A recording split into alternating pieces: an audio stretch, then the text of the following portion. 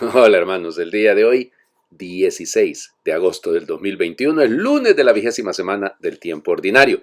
Ayer era domingo 20, ¿no? Lo que pasa es que como hemos celebrado la Asunción de Nuestra Señora, entonces evidente eso ha quedado atrás, así que no les he hablado del domingo 20 del tiempo ordinario. Y de hecho, hombre, nos perdimos el pedazo más toral, digámoslo, del capítulo sexto del Evangelio de Juan, del discurso del pan de vida. Vamos a terminarlo el próximo domingo. Pero en fin, bueno. Fíjense, hoy es día de San Roque, ¿eh? San Roque es uno de esos santos increíblemente popular durante la Edad Media. Vamos, popularísimo, popularísimo. Hay muchísimos lugares que están dedicados, digamos, iglesias dedicadas a él. Lo que pasa es que históricamente tenemos un gravísimo problema con él, porque algunos dicen que nace a finales del siglo XIII, otros lo más tardío hablan de 1348, 1350, otros, entonces si nació un poquito más temprano va a morir a inicios del siglo XIV, otros lo ponen que muere alrededor del año 1376, 1379, ya les digo. Parece vinculado de origen de Montpellier, lo que sería hoy en Francia, ¿verdad? En aquel entonces era otro reino. Resulta ser que era hijo del gobernador, según parece, y cuando murió su papá, él vendió todo y se fue de peregrino y fue a Italia, recorrió Italia, llegó a Roma, pero cuando llega ahí es la peste. Recuerden que la peste negra, la peste bubónica que afectó a pues toda Europa, más o menos alrededor de finales del siglo XIII, todo el siglo XIV y a inicios del siglo XV, hombre, no es que diezmó la población, es que prácticamente se perdió entre una cuarta parte de la población de Europa, más de 25% de la población. Y él se dedicó a ir atendiendo a los enfermos e incluso se dice que obraba milagros con solo hacerles la señal de la cruz sobre la frente. Y cuando pues moría alguno de ellos, él los enterraba porque nadie más quería hacerlo para no contagiarse, entonces nadie se vinculaba cercano a los cadáveres. Y parece ser que contrajo la peste en Piacenza. Y bueno, para no serle gravoso a nadie, él se movió, dicen que se arrastró yendo fuera de la ciudad, y mientras estaba fuera de la ciudad, entonces pues surgió ahí un torrente de agua, digamos, una fuente de agua que lo alimentaba, pues, que le daba de beber, calmaba su sed, y un perrito, y por eso siempre se le representa con un perro, ¿no? Le llevaba siempre un pan. Y entonces el amo, porque era el amo del perro, que es donde se robaba el pan, un día lo siguió y se enteró de que ahí estaba Roque, lo atendió, lo cuidó, gracias a Dios, un buen cristiano, y luego Roque, al no más poder, se puso en pie y empezó a atender una vez más a la gente. Regresa a Montpellier y cuando llega, pues lo apresan, lo meten en la cárcel. No sabemos exactamente cuáles son las causas. Los biógrafos dicen una cosa, dicen otra, parece ser que se sospechaba de que era un espía, no le dijo a nadie quién era, porque era de la ciudad, pues tenía algún familiar todavía, un tío por ahí todavía, y va a morir estando en la cárcel, ¿no? Ya les digo, no tenemos claro el asunto. Ahora, yo creo que conviene invocarlo. Estamos viviendo también nosotros otra peste, estamos viviendo una pandemia, así que, bueno, no vamos a curar haciéndole la señal de la cruz a nadie en la frente, ¿no? Bueno, que podría ser darse el caso, ¿no? Pero yo creo que nos aferremos a la cruz, que nos aferremos al bien de los hermanos, eso ya es más que suficiente para que efectivamente cumplamos con el mandamiento del amor. Bueno, de eso vamos a hablar un poquitito en el Evangelio, pero antes de eso vamos a leer el texto, vamos a leer esta semana el libro de los jueces. Y entonces aquí en el capítulo segundo, versículos del 11 al 19, se nos cuenta la historia del porqué de los jueces. O sea, realmente es una síntesis muy buena. En aquellos días los israelitas hicieron lo que desagrada al Señor, dando culto a los ídolos. Abandonaron al Señor, Dios de sus padres, que los había sacado de Egipto, y siguieron a otros dioses de los pueblos de alrededor. Los adoraron y provocaron la ira del Señor. Abandonaron al Señor y dieron culto a Baal y a Astarte. Entonces el Señor se encolerizó contra Israel, los puso en manos de salteadores que los despojaron y los entregó a unos enemigos que los rodeaban y a quienes no pudieron ya hacerles frente. En todas sus campañas la mano del Señor intervenía contra ellos para castigarlos, como el Señor se lo había dicho y jurado, y los puso en una situación desesperada.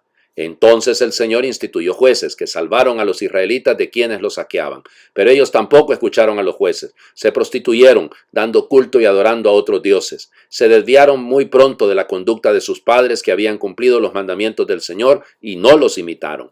Cuando el Señor les instituyó jueces, Él estaba con el juez y los salvaba de sus enemigos, pues se conmovía ante los gemidos que proferían bajo el yugo de sus opresores. Pero cuando moría el juez, volvían a caer y se portaban todavía peor que sus padres. Seguían a otros dioses, les daban culto, los adoraban y volvían a sus prácticas y a su conducta obstinada.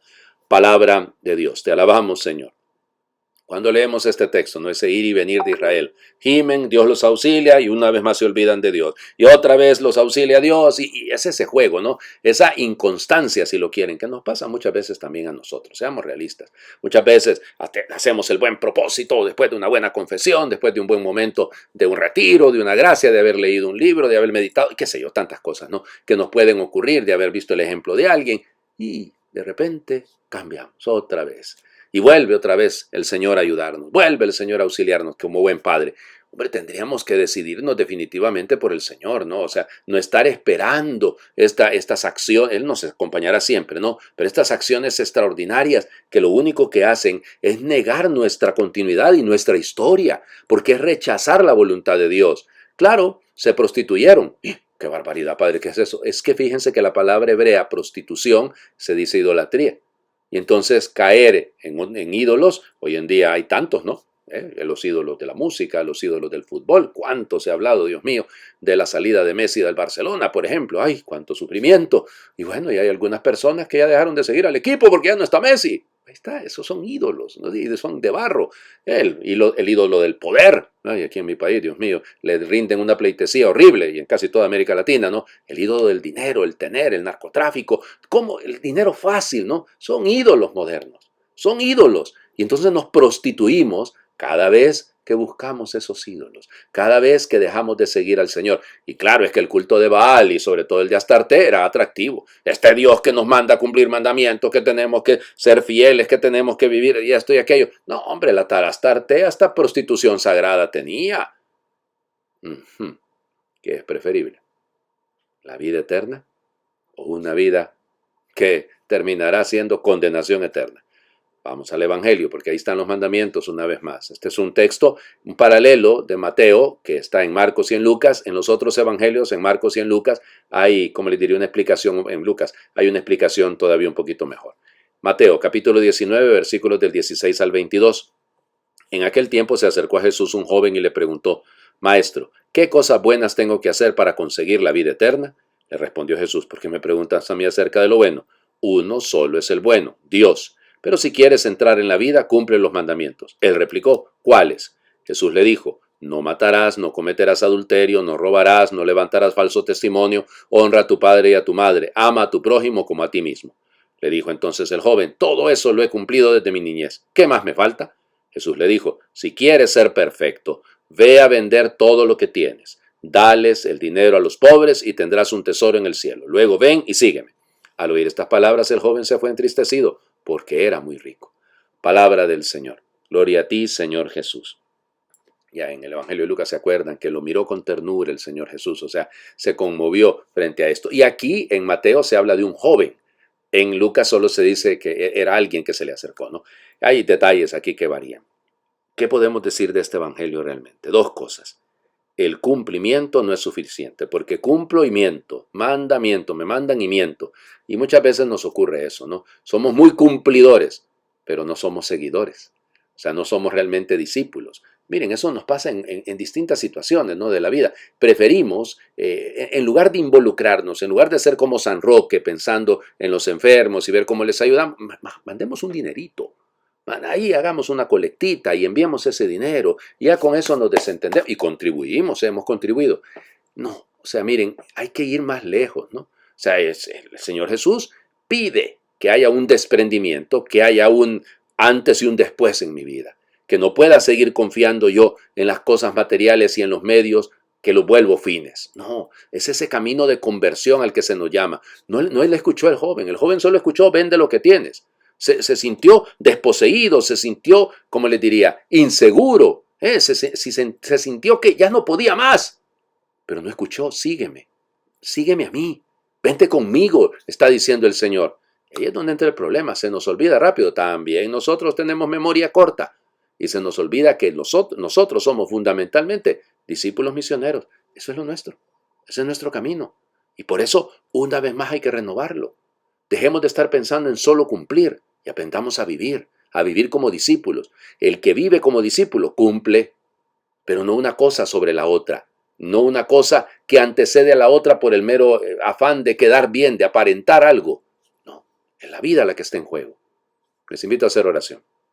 Señor, hay días en que olvidas los motivos. El entorno se vuelve desierto, árido, monótono. Hay días en que los cambiarías todo por una caricia.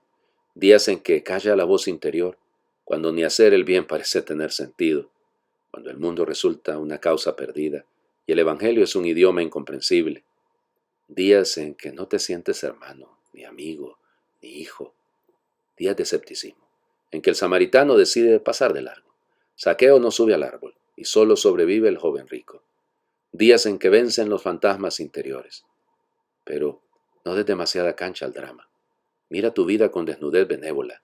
Respeta el desaliento sin darle el cetro y la corona.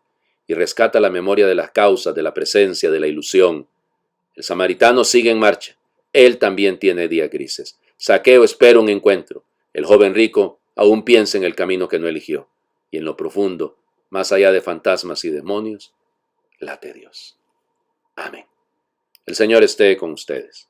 Le bendiga a Dios por intercesión de San Roque y sobre todo que esta bendición vaya para nuestros hermanos enfermos, el que es Padre, Hijo y Espíritu Santo, y su bendición descienda y les acompañe siempre.